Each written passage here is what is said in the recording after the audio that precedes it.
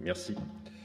Voilà. Donc je vais vous parler de la façon dont le travail déborde sur le hors-travail. D'une part, comment il s'étend au-delà de sa durée théorique, légale, ou même de ce qui peut apparaître sa durée pratique à propos du temps de travail.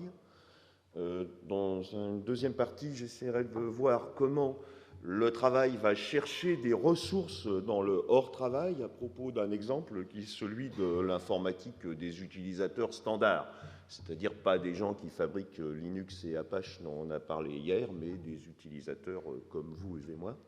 Et je terminerai par quelques interrogations sur les évolutions. Ce que je vais essayer de vous montrer, c'est que ces problèmes de rapport entre travail et hors travail sont des problèmes qui ne concernent pas simplement un individu affronté à la limite entre son travail et son hors travail, mais que pour les comprendre, il faut se placer dans un cadre un petit peu plus collectif. À propos du temps de travail, donc, premier point que je vais essayer d'aborder, c'est le fait que le temps de travail n'a pas seulement une étendue, il a aussi une forme, et que selon cette forme, il déborde plus ou moins. Ensuite, qu'il n'a pas seulement une forme, il a aussi un contenu, et que ce contenu va faire qu'il va plus ou moins déborder sur le hors-travail. Et puis enfin, que cette question de temps de travail n'est pas seulement un fait individuel. Alors bien sûr, le temps de travail, c'est un fait collectif dans l'entreprise, mais c'est aussi un fait qui a des aspects collectifs hors de l'entreprise. On a la chance en France d'avoir eu une expérience sur le temps de travail, qui est la réduction du temps de travail, les lois sur les 35 heures. C'est doublement une chance, d'abord parce que quand même, pour la majorité des personnes concernées, ça s'est traduit par un sentiment d'amélioration de leur vie quotidienne, mais aussi parce qu'on a pu voir les raisons qui ont fait que, pour certains, ça ne s'est pas du tout traduit par un sentiment d'amélioration, mais par un sentiment de détérioration. Et c'est très directement lié à la forme du temps de travail qui en est résulté.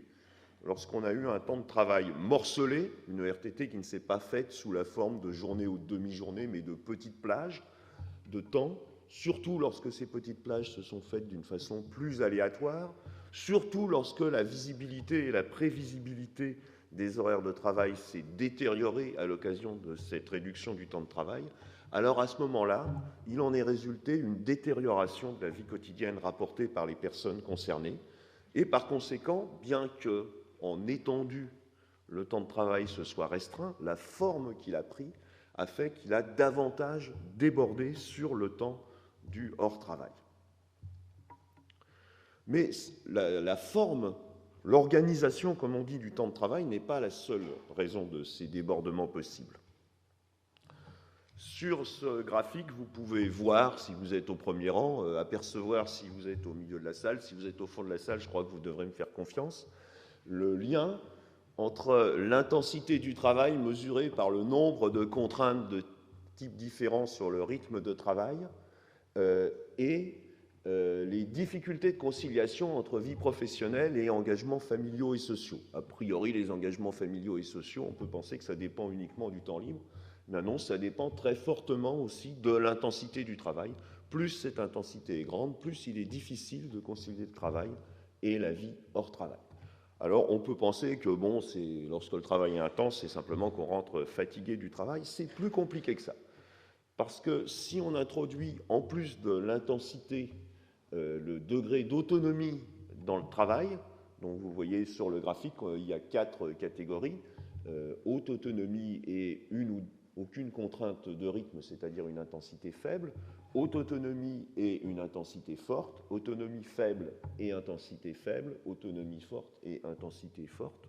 L'autonomie rapportée par les personnes dans leur travail a encore plus d'influence que l'intensité sur les possibilités de concilier la vie de travail et la vie hors travail. Alors, ce qu'on voit sur le graphique, c'est des chiffres bruts, mais je vous rassure, il y a eu des études économétriques pour s'assurer qu'il n'y a pas d'effet de structure, comme on dit derrière, et que c'est réellement un effet propre du contenu du travail.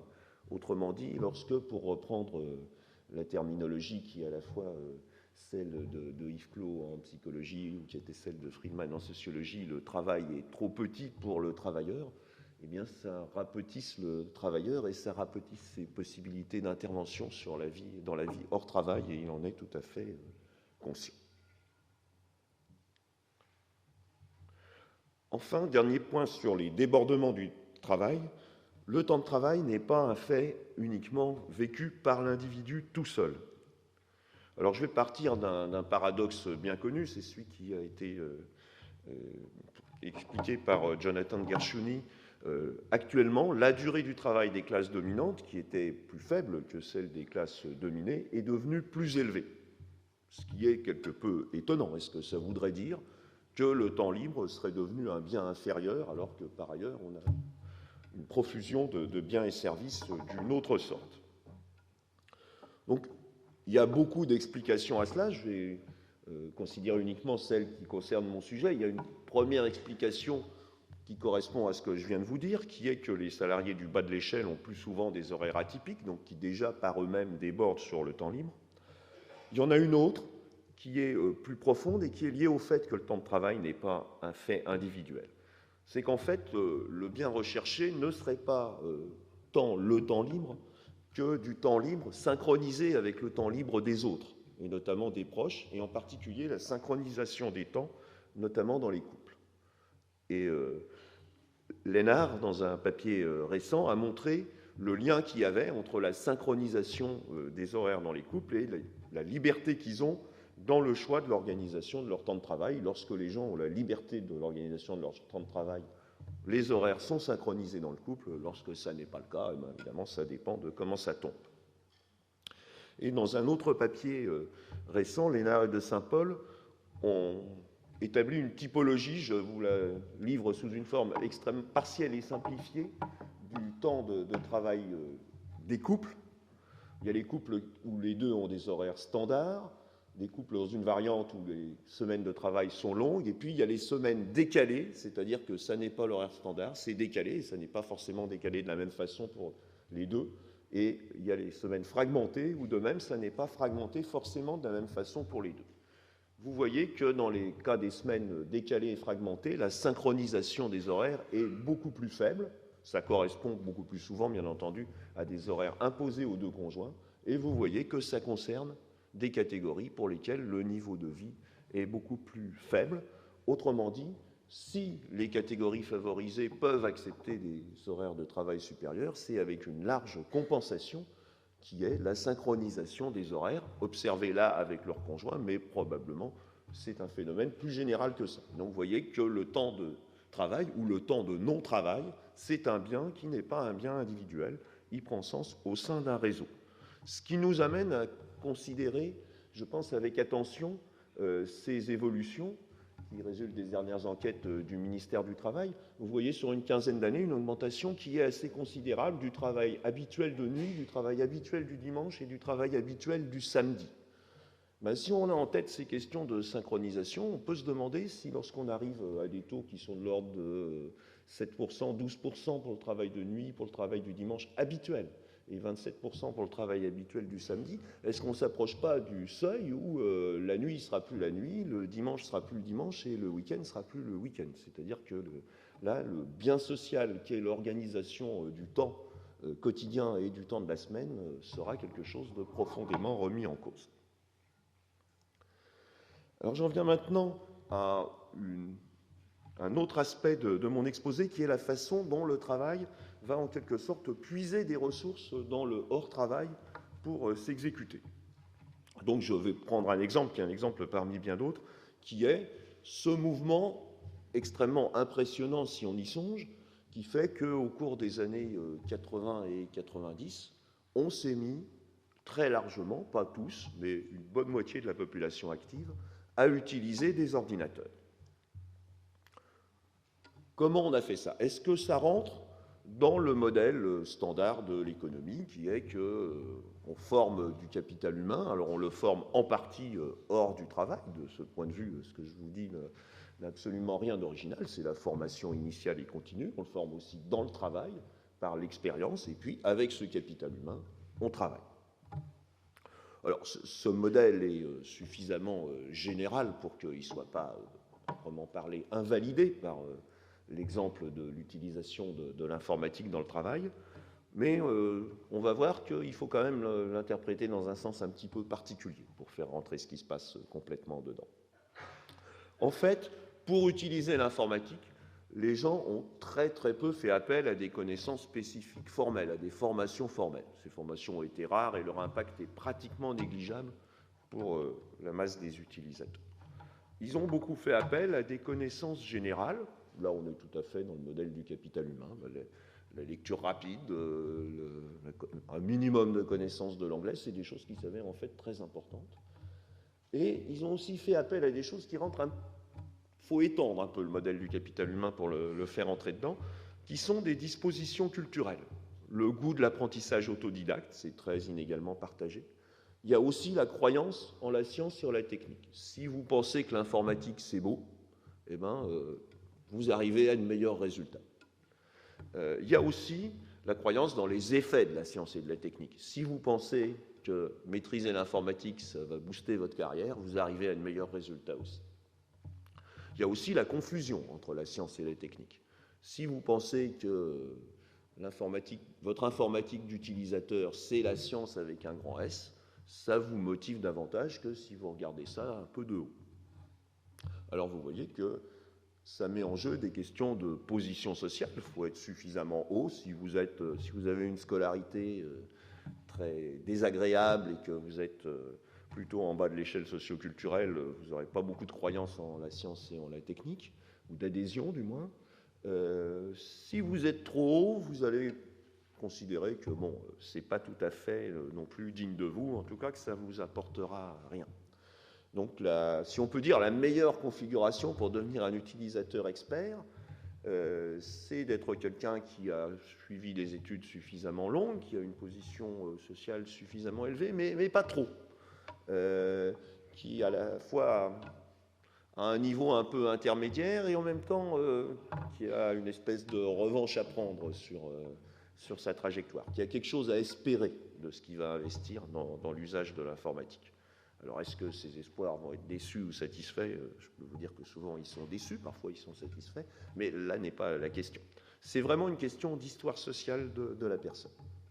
Oui, ça n'est pas la seule chose qui joue également beaucoup son capital social, c'est-à-dire que les gens n'ont pas utilisé l'informatique tout seuls, et leur utilisation dépend vraiment beaucoup du réseau qu'ils ont pu mobiliser pour ça.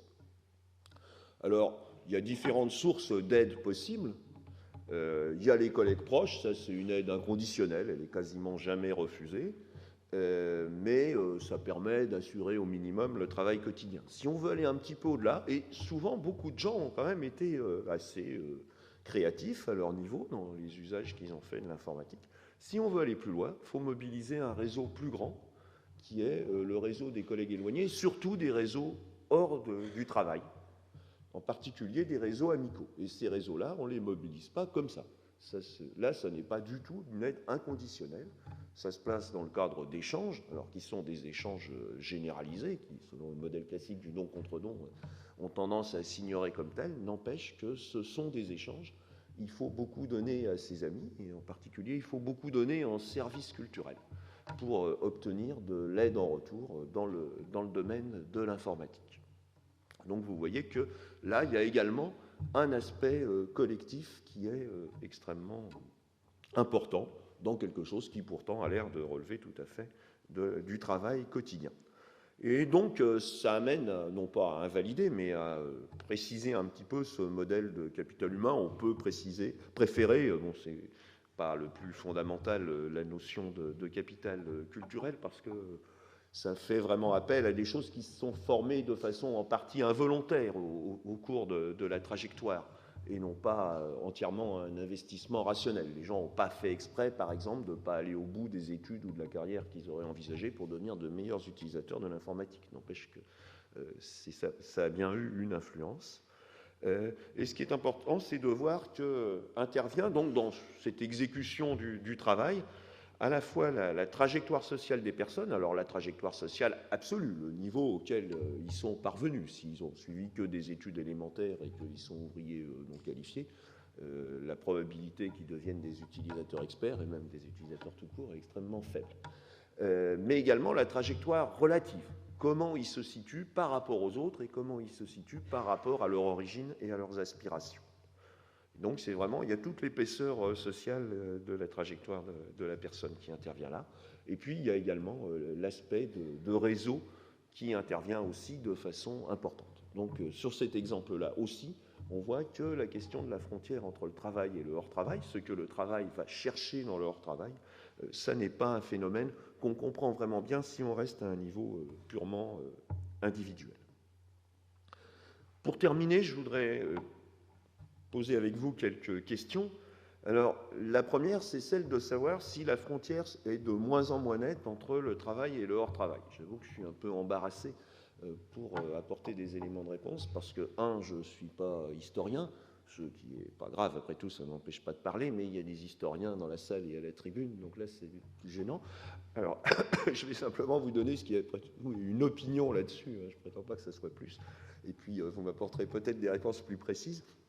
Il me semble que si on raisonne sur le très long terme, on ne peut pas dire que la frontière est plus floue maintenant qu'il y a un siècle ou un siècle et demi. Le travail, ça reste quand même une catégorie bien constituée, bien encadrée par toutes sortes de dispositions légales, réglementaires, conventionnelles, ce qui était beaucoup moins le cas à d'autres époques. Et si on regarde, si on songe à ce qui pouvait se passer dans le travail artisanal ou encore plus dans le travail agricole, il me semble que la frontière reste quand même relativement nette.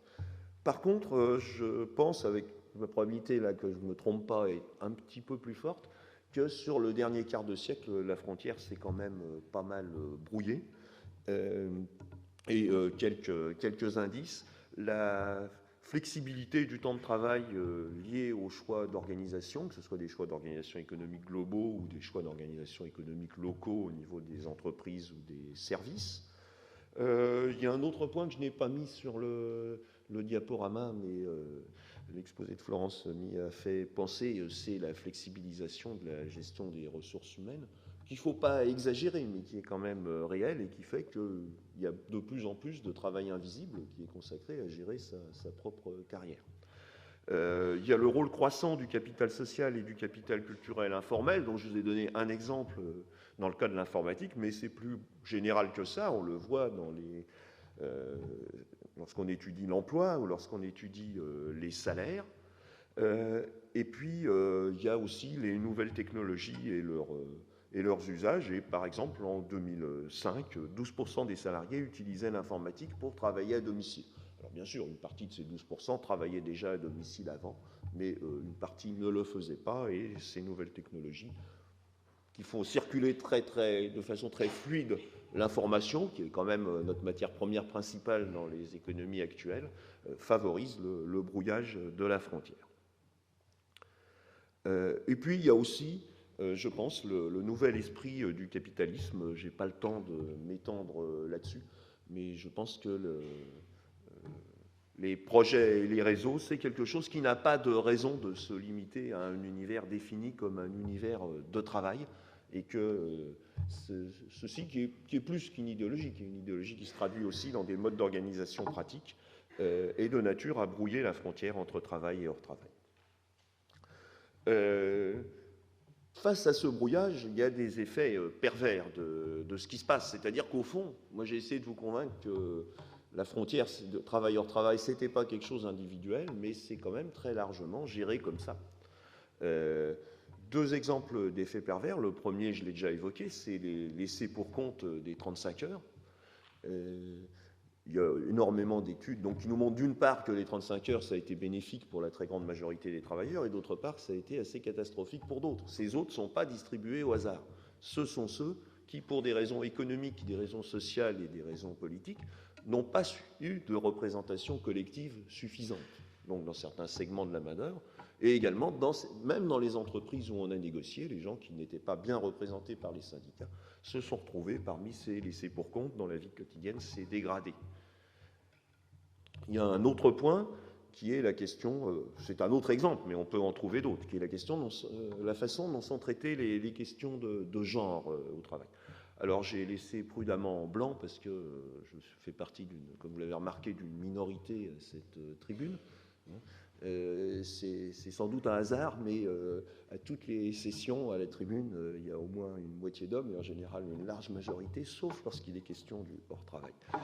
Donc ce qui vous prouve que la division des rôles sexuels à la vie dure, même parmi nous, encore plus dans le reste de la société. Et on a quand même des choses étranges, qui est que les gens nous disent, et nous disent de plus en plus, on voudrait un partage des tâches plus égalitaire dans le couple, dans la famille, etc. On constate dans les enquêtes emploi du temps que ce n'est pas trop le cas. Alors on peut dire, ben, les gens ils sont hypocrites, ils prétendent qu'ils veulent faire des choses, et puis en fait non. Mais c'est pas, bon, sans doute, un peu, mais c'est pas la seule raison, parce que par ailleurs, ben, vous avez peut-être lu ou entendu ça récemment, il y a une enquête de l'adresse sur qu'est-ce qui se passe quand il y a un enfant malade, qui nous montre bien que les entreprises considèrent que c'est normal que la mère s'absente, mais c'est pas du tout normal que ce soit le père, que les instits appellent la mère et non pas le père, etc. Alors, bon, vous avez d'un côté des gens qui peut-être voudraient un partage du temps de travail et du temps de vie familiale plus égalitaire entre l'homme et la femme, mais qui sont face à des entreprises dans lesquelles c'est pas organisé comme ça. Et puis vous avez aussi des entreprises qui, de leur côté, peuvent pas décider unilatéralement qu'on ne va pas utiliser cette division du travail et donc l'offre de travail que les gens proposent en conséquence, parce qu'il faudrait se coordonner entre l'entreprise qui emploie l'homme et l'entreprise qui emploie la femme. Et donc chacun de son côté, ni les travailleurs ni les entreprises, ne peut tout seul changer quoi que ce soit. Donc on est dans une situation de blocage qui n'est pas une situation d'optimalité. Parce que la gestion individuelle de la frontière travail hors travail ne peut pas dépasser ce blocage. Et pour conclure, deux petites questions. La première résulte directement de ce constat, c'est quelle régulation pour la frontière entre travail et hors travail. Alors bien sûr, il y a des tas de régulations, il y a des lois, il y a des règlements, il y a des conventions, il y a toutes sortes de choses. Manifestement, ça ne suffit pas. Donc, quelle nouvelle régulation inventer dans un nouveau contexte? Et puis, deuxième point, puisque c'est le sujet de ce colloque, j'ai essayé de vous montrer que les personnes sont au travail et sont hors travail avec toute une histoire sociale et aussi avec des caractéristiques collectives. Le genre en est un exemple. Et donc, comment le métier peut-il, ou va-t-il, parce que je pense qu'il le peut, mais que ça ne va pas de soi, intégrer la diversité de ces histoires sociales et les dimensions collectives, telles que le genre, et il y en a bien entendu d'autres. Je vous remercie.